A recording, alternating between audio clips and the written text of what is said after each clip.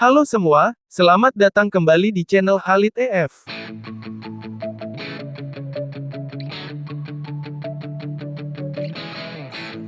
Aktor komedi legendaris, Rowan Atkinson, yang berhasil menghidupkan karakter fiktif yang legendaris di kalangan penggemar film komedi, karakter itu adalah Mr. Bean.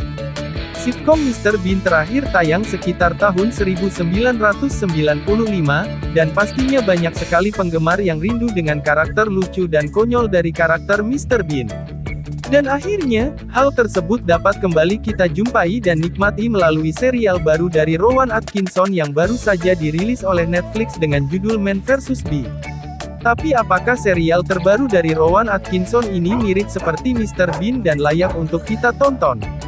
Di video kali ini kita akan membahas tentang 5 hal menarik tentang serial Netflix, Man vs. Bee.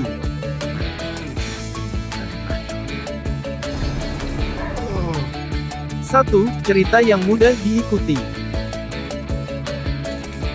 Cerita serialnya, Man vs. Bee ini berkisah mengenai seorang penjaga rumah bernama Trevor Bingley, di mana, karena berurusan dengan seekor lebah jahil, mengakibatkan kariernya menjadi hancur. Dari setiap adegannya terlihat bagaimana Trevor mencoba menjaga rumah tersebut dari kerusakan, sambil berurusan dengan seekor lebah kecil. Namun, semua itu menjadi percuma, karena akhirnya Trevor tidak dapat menahan emosinya dan mencoba menggunakan berbagai cara untuk mengatasi gangguan dari lebah tersebut. Seperti menggunakan pelempar api, racun serangga, bahkan rakitan bom. Dengan cerita yang mudah diikuti ini, membuat penonton tidak akan sulit dan menjadi terhibur dengan setiap adegan konyol yang dilakukan Trevor. 2. Dibuat oleh sineas berpengalaman.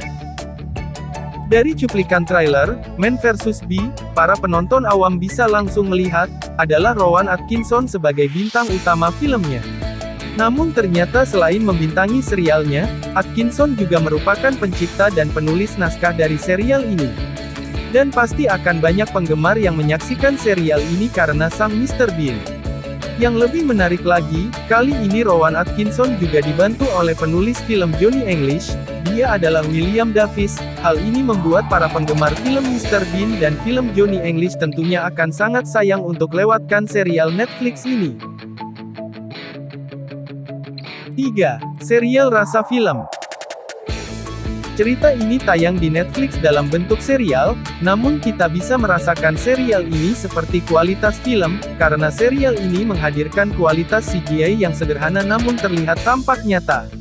Sehingga membuat penonton merasa bahwa lebah yang bertempur dengan Trevor itu adalah hewan nyata. Kemudian dengan total 9 episode yang berdurasi sekitar 10-20 menit, sehingga total durasi serial film ini sekitar 110 menit adalah kurang lebih sama seperti sebuah film.